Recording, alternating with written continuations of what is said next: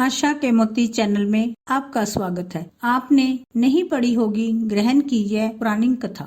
चंद्र ग्रहण पूर्णिमा के दिन ही होता है। चंद्र ग्रहण के दिन देवी देवताओं के दर्शन करना अशुभ माना जाता है। इस दिन मंदिरों के कपाट बंद रहेंगे और किसी भी तरह की पूजा का विधान नहीं किया जाता। भारत में चंद्र ग्रहण को लेकर कई धारणाएं प्रचलित हैं, लेकिन विज्ञान के मुताबिक यह पूरी तरह खगोलीय घटना है। जानते हैं क्या होता है चंद्र ग्रहण और यह कैसे होता है। पौराणिक कथा अनुसार समुद्र मंथन के दौरान जब देवों और दानवों के साथ अमृत पान के लिए विवाद हुआ तो इसको सुलझाने के लिए मोहिनी एकादशी के दिन भगवान विष्णु ने मोहिनी रूप धारण किया। जब भगवान विष्णु ने देवताओं और असुरों को अलग अलग बिठा दिया, लेकिन असुर छल से देवताओं की लाइन में आकर बैठ गए और अमृत पान कर लिया। देवों की लाइन में बैठे चंद्रमा और सूर्य ने राहु को ऐसा करते हुए देख लिया। इस बात की जानकारी उन्होंने भगवान विष्णु को दी, जिसके बाद भगवान विष्णु ने अपने सुदर्शन चक्र से राहु का सिर धड़ से अलग कर दिया। लेकिन राहु ने अमृत पान किया हुआ था,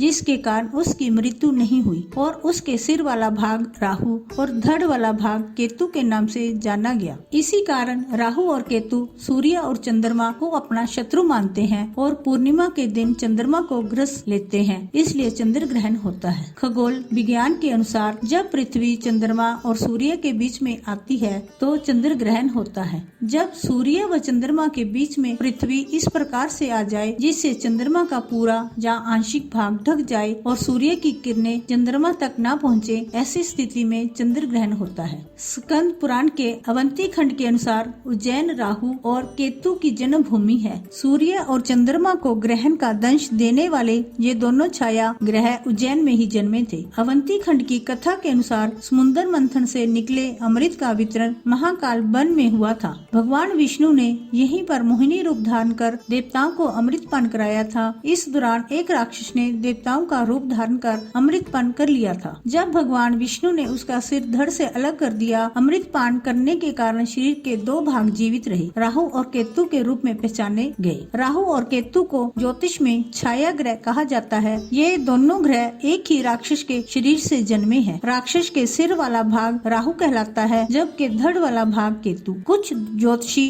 इन्हें रहस्यवादी ग्रह मानते हैं। यदि किसी की कुंडली में राहु और केतु गलत स्थान पर हों तो उसके जीवन में भूचाल ला देते हैं। यह इतने प्रभावशाली हैं कि सूर्य और चंद्रमा पर ग्रहण भी इनके कारण ही लगता है। राहु केतु के अस्तित्व की असल कहानी दैत्यों की पंक्ति में स्वर भानु नाम का दैत्य भी बैठा हुआ था। उसे आभास हुआ कि मोहिनी रूप को दिखाकर दैत्यों को छला जा रहा है। ऐसे में वह देवताओं का रूप धारण कर चुपके से सूर्य और चंद्रदेव में आकर बैठ गया। जैसे ही उसे अमृत पान को मिला, सूर्य और चंद्रमा देवता ने उसे पहचान लिया और मोहिनी रूप धारण किए भगवान विष्णु को अवगत कराया। इससे पहले ही स्वर भानु अमृत को अपने कंठ के नीचे उतारता भगवान विष्णु के अपने चक्कर से उसका सिर धड़ से अलग कर दिया। क्योंकि उसके मुख ने अमृत चख लिया था, इसलिए उसका सिर अमर हो गया। यह कथा बताती है कि ब्रह्मा जी ने सिर को एक सर्प के शरीर से जोड़ दिया। यह शरीर ही राहु कहलाया और